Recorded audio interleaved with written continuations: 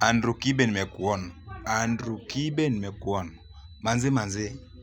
Yaani unakuanga tu yani mtu yani ati celeb na hakuna kitu kwa kichwa. Unaweza tusaje yani Steve Simple Boy na unamtusi na pamoja na mtoto wake. Just imagine, kwani yeye hakuzaliwa, wewe ndio ulizaliwa?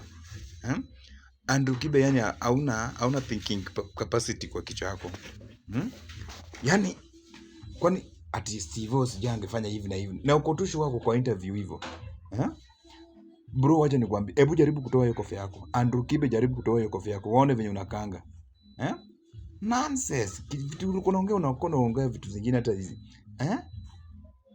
Yaani hiyo umri yako bado unakaa kwa interview unaongea nini kuhusu mtu na familia yake, just imagine. Dawa yako inafaa saa hii sasa Wakenya mahali umefika saa hii Andrew Kibe. Waingie kwa YouTube channel yako, wansubscribe hizo maneno zako, hizo masubscribers zote uko nazo. Nyinyi maceleb mnakuwa na ujinga sana kama mshakuwa mbele. Maceleb wote wakishafika mbele wanakuwa na ujinga sana. Wanaanga watu wengine ni kama wajinga kabisa.